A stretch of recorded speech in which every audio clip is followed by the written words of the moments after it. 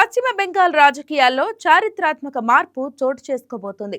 దశాబ్దాలుగా వామపక్షాలు, ఆ తర్వాత తృణమూల్ కాంగ్రెస్ ఆధిపత్యం కొనసాగిన బెంగాల్లో ఇప్పుడు తొలిసారిగా భారతీయ జనతా పార్టీ అధికార పీఠాన్ని అధిరోహించబోతోంది. ఆ మార్పుకు కేంద్ర బిందువుగా నిలిచిన వ్యక్తి సువేందు అధికారి. ఒకప్పుడు మమతా బెనర్జీకి అత్యంత నమ్మకస్తుడిగా పేరు పొందిన నేత. ఇప్పుడు అదే మమతను రాజకీయంగా ఓడించి ఏకంగా బెంగాల్ ముఖ్యమంత్రి కుర్చీ దాకా చేరుకున్నారు. కౌన్సిలర్ స్థాయి నుంచి ప్రారంభమైన రాజకీయ ప్రయాణం, నందిగ్రామ్ ఉద్యమం, తృణమూల్లో ఎదుగుదల, బీజేపీలో చేరిక, చివరకు జైంట్ కిల్లర్ గా మారిన సువేందు అధికారి రాజకీయ కథ ఇప్పుడు దేశవ్యాప్తంగా చర్చనీయాంశమైంది. అసలు ఎవరు ఈ సువేందు? బెంగాల్ రాజకీయాలను ఎలా మలిచారు? బీజేపీ ఆయన్నే ఎందుకు ఎంచుకుంది? Watch this story.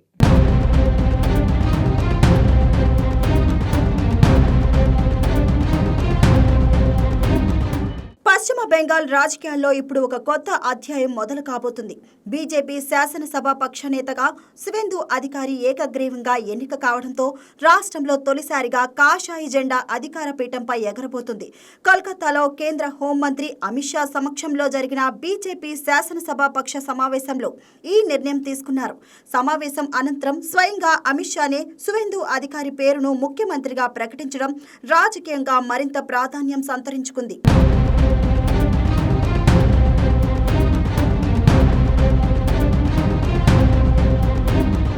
సువేందు అధికారి బెంగాల్ ముఖ్యమంత్రిగా ప్రమాణ స్వీకారం చేయనున్నారు.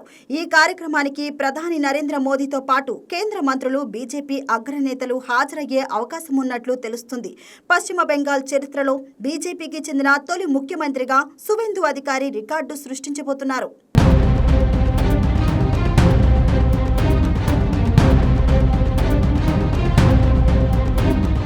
'ఇది కేవలం ప్రభుత్వ మార్పు మాత్రమే కాదు, బెంగాల్ రాజకీయ సంస్కృతిలోనే ఒక భారీ మార్పుగా రాజకీయ విశ్లేషకులు అభిప్రాయపడుతున్నారు. సువేందు అధికారి రాజకీయ ప్రయాణం సాధారణ నాయకుడిలా మొదలు కాలేదు. రాజకీయ నేపథ్యమున్న కుటుంబంలో జన్మించిన ఆయన చిన్నప్పటి నుంచే ప్రజా జీవితానికి దగ్గరయ్యారు.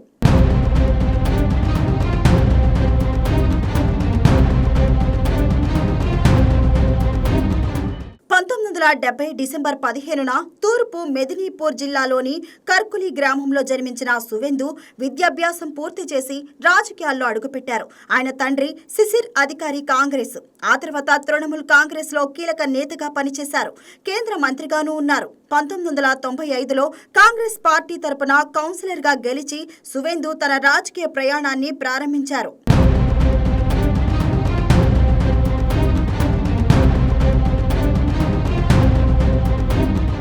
అది చిన్న పదవి అయినా అక్కడి నుంచే ఆయన ప్రజలతో నేరుగా మమేకమయ్యే రాజకీయ శైలిని అలవర్చుకున్నారు.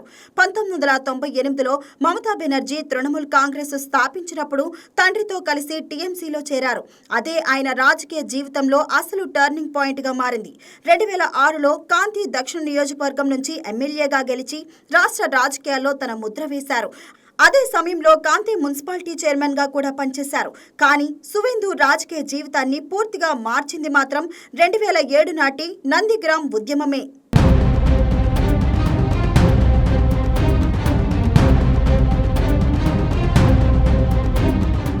నందిగ్రామ్లో ప్రత్యేక ఆర్థిక మండలి కోసం భూసేకరణకు అప్పటి వామపక్ష ప్రభుత్వం ప్రయత్నించగా రైతులు, స్థానిక ప్రజలు తీవ్ర వ్యతిరేకత వ్యక్తం చేశారు. ఆ ఉద్యమానికి ముందుండి నాయకత్వం వహించింది సువేందు అధికారి. ఆందోళనలను ప్రజా ఉద్యమంగా మార్చి వామపక్ష ప్రభుత్వంపై భారీ వ్యతిరేకతను తీసుకురావడంలో ఆయన కీలక పాత్ర పోషించారు. నందిగ్రామ్ ఉద్యమం విజయవంతం కావడంతో మమతా బెనర్జీ సువేందును అత్యంత నమ్మకస్తుడిగా భావించడం మొదలుపెట్టారు. జంగల్ మహల్ ప్రాంత బాధ్యతలను కూడా ఆయనకే అప్పగించారు.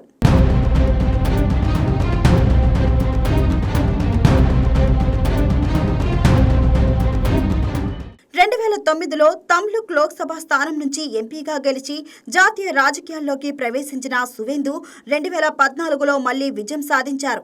2016లో నందిగ్రామ్ ఎమ్మెల్యేగా గెలిచి మమతా బెనర్జీ మంత్రివర్గంలో రవాణా శాఖ మంత్రిగా బాధ్యతలు చేపట్టారు. తర్వాత నీటి వనరులు, సాగు శాఖలను కూడా నిర్వహించారు. ఆ సమయంలో టీఎంసీలో మమతా తర్వాత నెంబర్ 2 నేతగా సువేందు ఎదిగారు.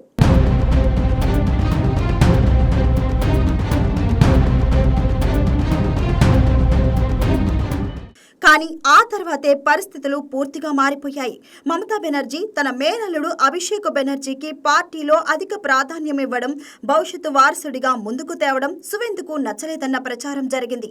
ఇక శారద కుంభకోణం వంటి వివాదాలు కూడా ఆయనపై రాజకీయ ఒత్తిడిని పెంచాయి.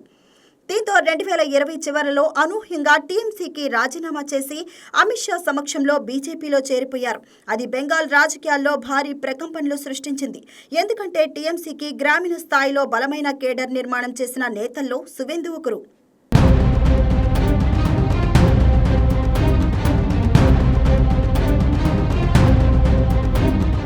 2021 అసెంబ్లీ ఎన్నికల్లో నందిగ్రామ్ నుంచి బీజేపీ అభ్యర్థిగా పోటీ చేసి స్వయంగా మమతా బెనర్జీని ఓడించడం దేశవ్యాప్తంగా సంచలనమైంది.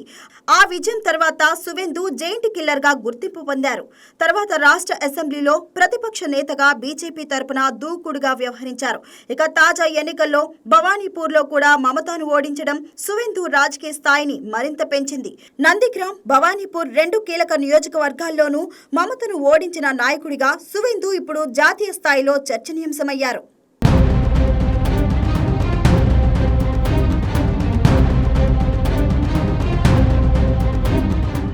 బీజేపీ కూడా బెంగాల్లో పార్టీని మరింత బలోపేతం చేయడానికి స్థానికంగా బలమైన నేత అవసరమని భావించింది. ఆ లెక్కల్లోనే సువేందును సీఎం పదవికి ఎంపిక చేసినట్లు తెలుస్తుంది. పార్టీ వర్గాల సమాచారం ప్రకారం ఇద్దరు మహిళలకు డిప్యూటీ సీఎం పదవులు ఇవ్వాలన్న నిర్ణయం కూడా తీసుకున్నట్లు తెలుస్తుంది.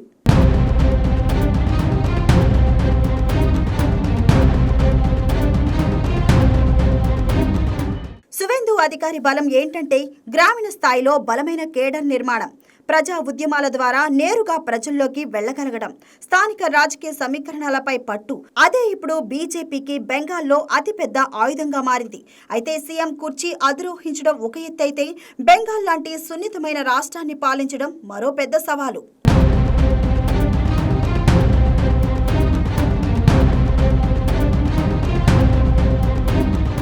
ఒకవైపు తృణమూల్ ఇంకా బలమైన ప్రతిపక్షంగా ఉంది. మరోవైపు రాజకీయ హింస, ప్రాంతీయ అసంతృప్తులు, ఆర్థిక సవాళ్లు కొత్త ప్రభుత్వానికి పెద్ద పరీక్షగా మారనున్నాయి. ఇప్పుడు అందరి దృష్టి ఒకదానిపైనే. సువేందు అధికారి నిజంగానే బెంగాల్ రాజకీయాలను పూర్తిగా మార్చగలరా, లేక ఇది కేవలం అధికార మార్పుతోనే పరిమితం అవుతుందా అని.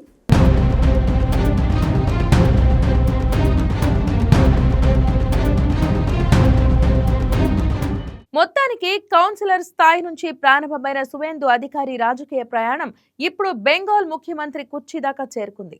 ఒకప్పుడు మమతా బెనర్జీకి అత్యంత సన్నిహితుడిగా ఉన్న నేత ఇప్పుడు అదే మమతను ఓడించి అధికార పీఠాన్ని అధిరోహించటం భారత రాజకీయాల్లో అరుదైన ఘట్టంగా మారింది. బెంగాల్లో బీజేపీకి తొలి ముఖ్యమంత్రిగా సువేందు బాధ్యతలు చేపట్టడం రాష్ట్ర రాజకీయాల్లోనే కాదు, జాతీయ రాజకీయాల్లో కూడా కొత్త సమీకరణాలకు దారితీసే అవకాశం ఉన్నట్లు విశ్లేషకులు భావిస్తున్నారు. ఇక ఇప్పుడు అసలు పరీక్ష మొదలు కాబోతోంది.